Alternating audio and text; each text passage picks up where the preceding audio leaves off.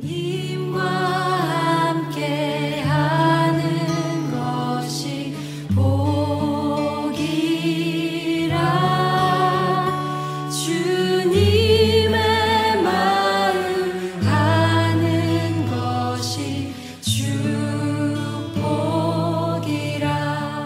네, 오늘 하나님께 주시는 말씀은 전도서 5장 1절부터 9절까지 말씀 함께 교독하도록 하겠습니다. 너는 하나님의 집에 들어갈 때에 내 발을 삼갈지어다. 가까이 하여 말씀을 듣는 것이 우매한 자들이 재물 드리는 것보다 나으니 그들은 악을 행하면서도 깨닫지 못함이니라. 너는 하나님 앞에서 함부로 입을 열지 말며 급한 마음으로 말을 내지 말라. 하나님은 하늘에 계시고 너는 땅에 있음이니라. 그런즉 마땅히 말을 적게 할 것이라. 걱정이 많으면 꿈이 생기고 말이 많으면 우매한 자의 소리가 나타나느니라. 내가 하나님께 서원하였거든 갚기를 더디게 하지 말라. 하나님은 우매한 자들을 기뻐하지 아니하시나니 서원한 것을 갚으라. 서원하고 갚지 아니하는 것보다 서원하지 아니하는 것이 더 나으니 내 입으로 내 육체가 범죄하게 하지 말라. 사자 앞에서 내가 서원한 것이 실수라고 말하지 말라. 어찌 하나님께서 내 목소리로 말미암아 진노하사 내 손으로 한 것을 멸하시게 하랴. 꿈이 많으면 헛된 일들이 많아지고 말이 많아도 그러하니 오직 너는 하나님을 경외할지니라. 너는 어느 지방에서든지 빈민을 학대하는 것과 정의와 공의를 짓밟는 것을 볼지라도 그것을 이상히 여기지 말라. 높은 자는 더 높은 자가 감찰하고 또 그들보다 더 높은 자들도 있음이니라. 9절 같이 읽겠습니다. 땅의 소산물은 모든 사람을 위하여 있나니 왕도 밭의 소산을 받느니라. 아멘. 오늘 전도서 5장 1절로 9절을 본문으로 헤벨을 돌파하는 경외의 힘이라는 제목으로 말씀을 나누겠습니다. 자, 전도서는 헤벨을 반복해서 강조한다. 우리가 함께 계속 나누고 있습니다. 수고한 만큼 보람도 없고 쌓은 것을 남이 가져가고 결국은 남이 가져가고 세상은 여전히 불공평하며 우리는 언젠가 죽음을 맞이한다. 전도서는 이 인생의 이 허무함을 숨기지 않습니다. 도리어 우리에게 직면하라 이렇게 말합니다. 왜냐하면 그 헤벨 속에서 우리는 진짜 영원한 진리를 발견할 수 있기 때문입니다. 오늘 본문 5장은 이 허무한 인생 속에서 우리가 붙들어야 할 여호와 경외에 대해서 말씀을 하고 있습니다. 자, 오늘 두 가지를 함께 나누겠습니다. 첫 번째는 따라해 봅니다. 하나님을 예배하라. 자, 오늘 이 전도자는 먼저 우리가 하나님을 예배할 때 하나님 앞에 나아갈 때 어떤 자세로 나아가야 하는가 이것을 이렇게 말씀하고 있습니다. 1절 읽습니다. 너는 하나님의 집에 들어갈 때에 내 발을 삼갈지어다. 가까이 하여 말씀을 듣는 것이 우매한 자들이 재물을 드리는 것보다 나으니 그들은 악을 행하면서도 깨닫지 못함이니라. 발을 삼가라. 그것은 하나님의 집에 갈 때에 너의 행동을 신중하게 하고 내 삶을 돌아보라는 의미를 담고 있습니다. 자, 그리고 말씀을 듣고 순종하는 것이라고 풀이해주고 있죠. 발을 삼가라는 풀어낸 것입니다. 말씀을 듣고 순종하는 것이 불순종한 삶으로 드리는 재물보다 낫다 이렇게 말씀하죠. 성경은 반복해서 순종이 제사보다 낫다는 진리를 자주 강조합니다. 대표적으로 여러분 미가서 6장 6절로 8절을 보면 제가 읽어드리죠. 여호와께서 천천의 숫 양이나 만만의 강물 같은 기름을 기뻐하실까 이렇게 질문하면서 오직 정의를 행하며 인자를 사랑하며 겸손히 내 하나님과 함께 행하는 것을 기뻐한다 이렇게 미가는 하나님께서 미가를 통해서 말씀하시지요. 성경은 반복해서 순종이 제사보다 낫다는 것을 반복해서 말씀하십니다. 그도 그럴 것이 제사의 목적을 한번 생각해 보세요, 여러분. 제사의 목적은 하나님의 영광이기도 하지만 그 기능은 어떤 거죠? 우리의 죄를 짐승의 피를 통해서 사함받는 것입니다. 회개하는 것이지요. 다시 그 삶으로 돌아가지 않겠다고 돌이키는 것이 제사의 기능 중에 하나입니다. 불순종으로 삶을 일관하면서 반복된 제사와 짐승을 드리는 것으로 만일 만족한다면 그것은 하나님을 경멸하는 것이지요.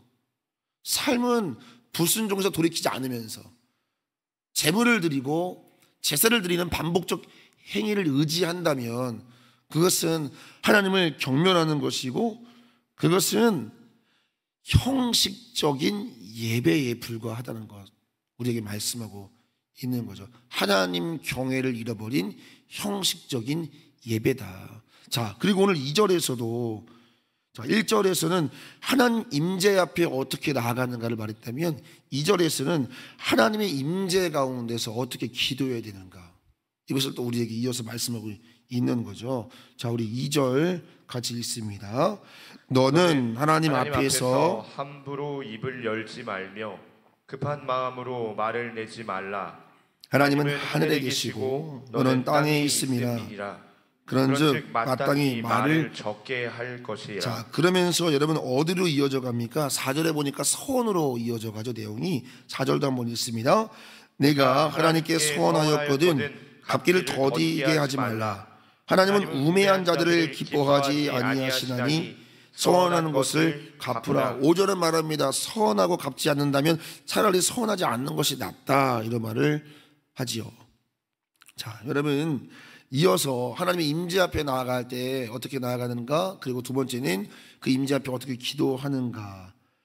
하나님 앞에 함부로 말하지 말고 혹시 서원하는 것이 있다면 그것을 지키는 것을 더디하지 말라는 것입니다.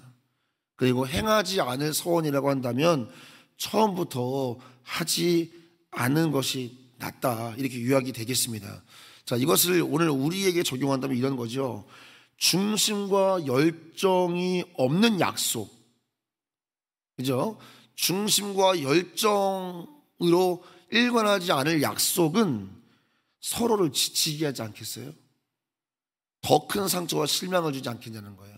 하나님 앞에 기도할 때 경외를 잃어버린 기도는 이렇게 형식적인 기도 생활을 할 수밖에 없다는 거죠. 하나님을 경외한다면 어찌 우리가 열정 없는 약속과 중심 없는 약속을 드릴 수가 있겠냐는 것입니다. 오늘 여러분의 기도 생활을 한번 점검해 볼 필요가 있는 대목입니다. 그래서 전도자는 결국 7절 끝에서 말하고 싶은 7절 끝에서 말하고 싶은 메시지를 딱 요약해 놨습니다. 자, 7절 끝을 볼까요? 오직 시작. 오직 너는 하나님을 경외할지어다. 경외하라는 것을 말하고 싶은 겁니다. 사랑하는 성도 여러분, 우리가 헤벨 같은 도무지 우리 삶을 우리가 추측하고 예상할 수 없고 종잡을 수 없는 삶을 걸어갈 때 우리의 삶에 정말 필요한 것이었다면 여호와를 경외하는 삶인 줄 믿으시길 축원합니다. 하나님을 예배하고 또 하나님께 기도하는 그 여호와를 경외하는 예배, 경외함까지 드리는 기도. 여러분, 이것을 우리는 오늘 점검해 봐야 합니다. 왜냐하면 진실된 예배와 진실된 예배가 무너진다면, 다시 말하면 우리가 하나님 경외함을 잃어버린다면 그 형식적 예배와 형식적 기도를 일관하는 순간 우리의 삶의 근간이 흔들리게 됩니다. 여호와 경외를 잃어버리면 예배도 기도도 모든 것이 다 흔들린다는 것입니다. 제가 정말 좋아하는 책의 저자가 A.W. 토저 목사님이신데요. 이 토저 목사님이 쓴 책은 약 한국 교회보다 50년 미래 이야기를 써놓은 것 같은 내용이거든요. 여러분, 우리 그 토저 목사님이 쓰신 하나님이라는 책을 보면 이런 문구가 있습니다. 이런 글귀가 있습니다. 제가 어제 대목을 좀 적어왔는데요. 들어보세요. 복음을 믿는 대다수의 교회가 지난 몇 년 동안 나름대로 이익을 남긴 것은 사실이지만 안타깝게도 중대한 손실을 보고 말았다. 그것은 바로 고상한 신관을 잃어버린 것이다. 자, 이렇게 말씀하고 뒤에 또 이어지는 내용은 이런 내용입니다. 기독교는 위엄을 잃어버렸다. 이 위엄을 다시 찾으려면 위엄으로 가득하신 거룩한 하나님을 알아야 한다. 하나님은 바람 날개를 타고 구름을 병거로 삼는 분이시다. 우리는 위엄의 개념과 예배의 거룩한 기술을 잃어버렸다. 이렇게 당시 그 교회를, 또 오늘 우리 교회를, 우리 신앙을 돌아보게 합니다. 한마디로 말하면 이런 표현을 씁니다. 경박한 기독교가 되었다. 이런 표현을 씁니다. 자, 여러분, 오늘 살아계시고 전능하신 하나님, 온 우주 만물을 붙드시고 다스리시는 만왕의 왕이신 그 하나님의 어미 앞에서 그 여호와를 경외하며 예배하고 그 경외함으로 기도하는 삶을 회복할 때 우리의 삶의 모든 것도 다 질서를 잡아가게 될 줄로 믿으시기를 축원합니다. 고상한 신관, 우리 하나님의 하나님 되심, 그 하나님의 경외함, 여러분 이 새벽 하나님을 경외함으로 하나님을 온전히 예배하며 전심으로 기도하는 이 새벽 되기를 예수님의 이름으로 축원합니다. 헤벨의 허무함을 돌파하는 것은 여호와를 경외하는 것입니다. 자, 그리고 오늘 두 번째, 첫 번째는 하나님을 경외하라 그랬는데요, 하나님을 예배하라 그랬는데요, 전도자가. 두 번째는요, 하나님을 신뢰하라는 것입니다. 자, 오늘 보면 8절 말씀 있습니다. 너는 어느 지방에 있어든지 빈민을 학대하는 것과 정의와 공의를 짓밟는 것을 볼지라도 그것을 이상히 여기지 말라. 높은 자는 더 높은 자가 감찰하고 또 그들보다 더 높은 자들도 있음이니라. 자, 갑자기 전도자가 정치, 세상 정치, 또 세상의 억압, 또 세상의 불의한 현실로 우리의 시선을 돌리고 있습니다. 전도자는 해 아래에서 일어나는 부패하고 부조리한 현상에 대해서 마치 우리에게 지나치게 놀라지 말라, 이런 뉘앙스를 전하고 있습니다. 왜냐하면 높은 자 위에 더 높은 자가 그를 감찰하듯이 가장 높은 곳에는 공의로우신 우리 하나님의 심판이 있다는 것을 우리에게 주목하라는 것입니다. 결국 모든 만물이, 모든 인생이 하나님의 어미와 그 공의의 심판 앞에 다 벌거벗게 되는 날이 있을 것이라는 것입니다.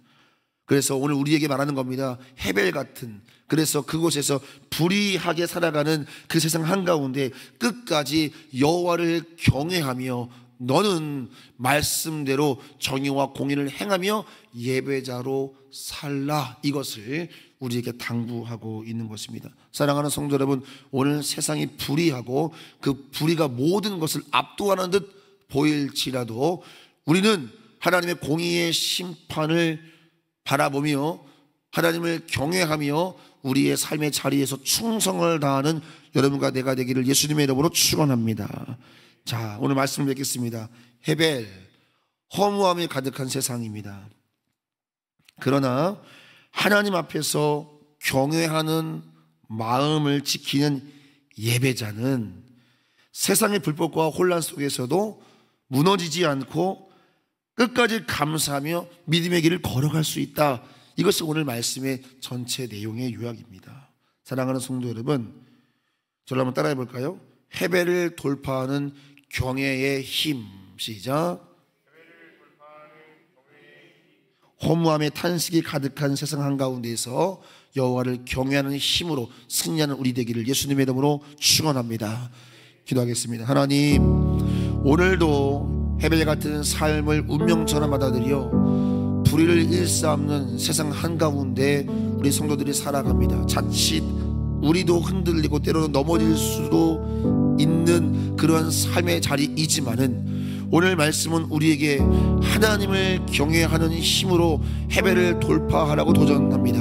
하나님, 여호와를 경외하며 예배하고 여호와를 경외하는 기도로 우리의 삶을 세워가며 또 하나님 그 여호와를 경외함으로 오늘 불법이 가득한 세상 속에서도 마지막 최후의 날 하나님의 심판과 그 공의의 심판 심판이 있음을 바라보며 오늘 우리에게 주어진 삶의 자리에서 이 하루도 예배자로 승리하는 우리 모두가 되게 하여 주시옵소서.